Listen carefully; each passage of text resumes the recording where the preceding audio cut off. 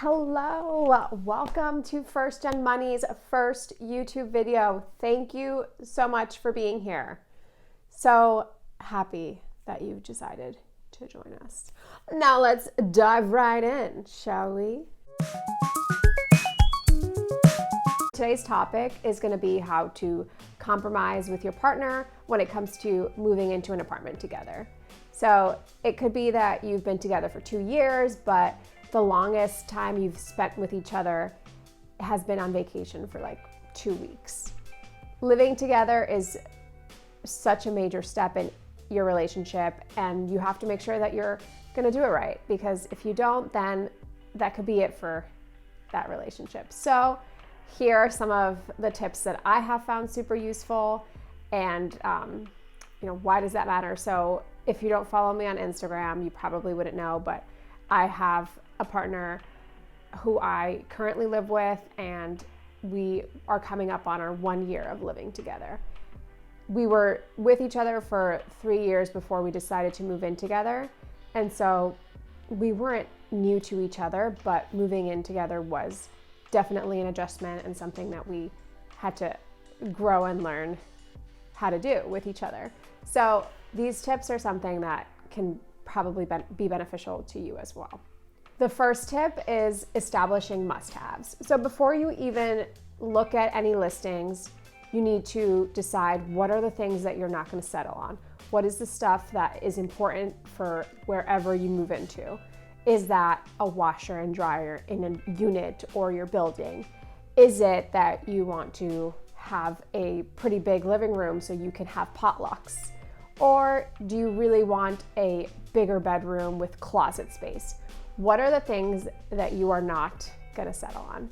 Establishing these is gonna really help the search process be that much easier, because the last thing that you want is to find an apartment that you love, that is perfect for you, and then you send that listing to your partner and they look at it and say no within 30 seconds.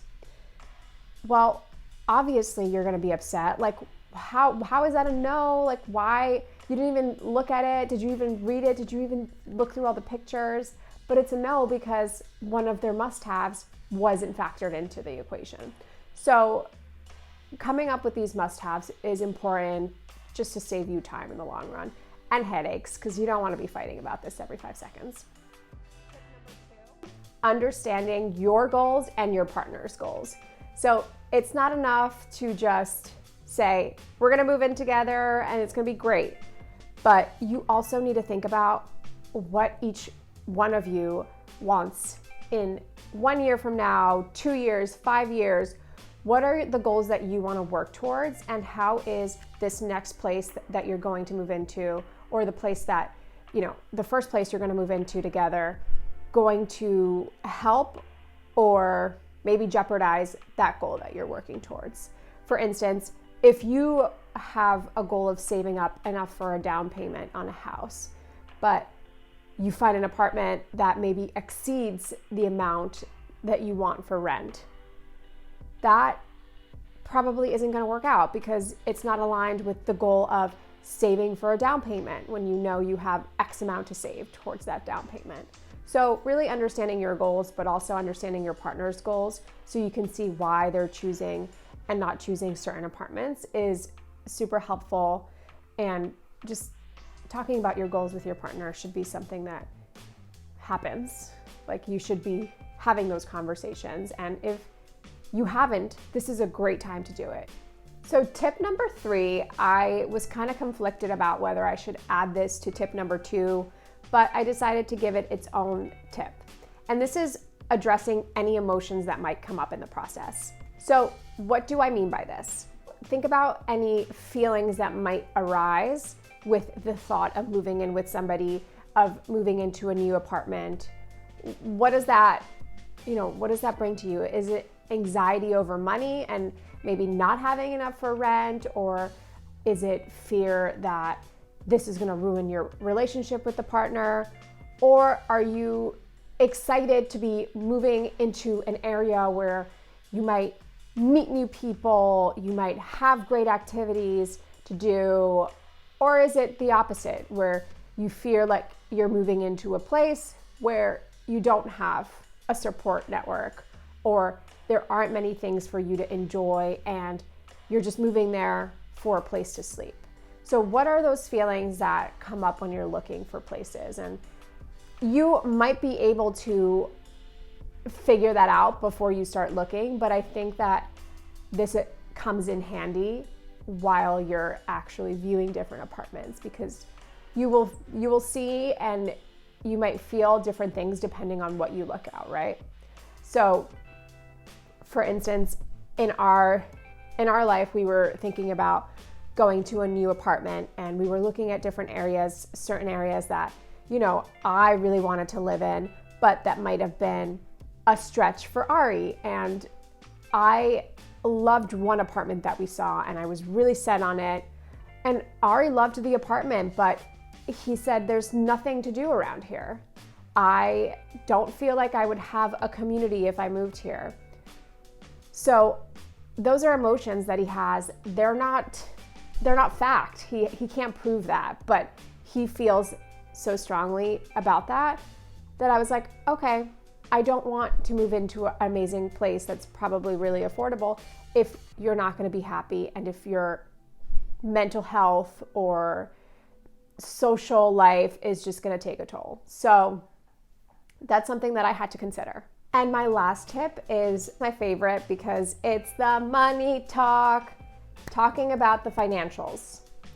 Don't wait till you're signing the lease to be like, so what am I paying? What are you paying? These are conversations that you need to have way before the process.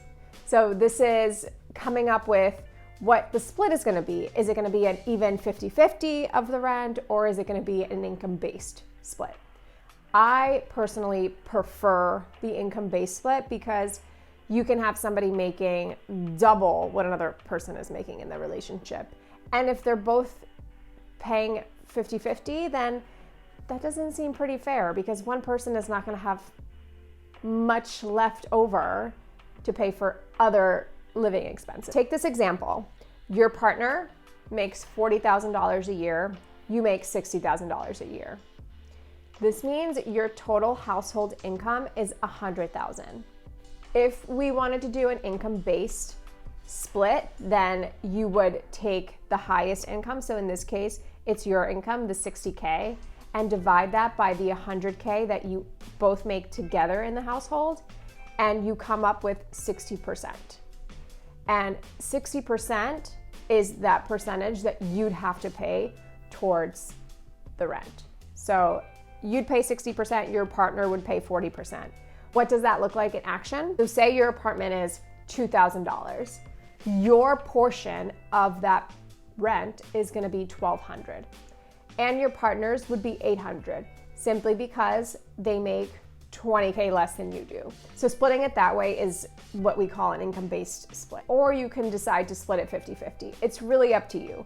At the end of the day, like, if you are splitting it 50-50, the person who makes more needs to think about whether, you know, they're okay giving up certain amenities. And the person who makes less, if it's the opposite, need to think about, can I really afford what I'm putting towards this rent?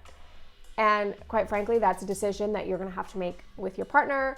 And it might bring up a lot of what tip number 3 was, all these emotions that people have. So I hope all these tips were helpful. Let me know in the comments if they were. Let me know any other tips that you have.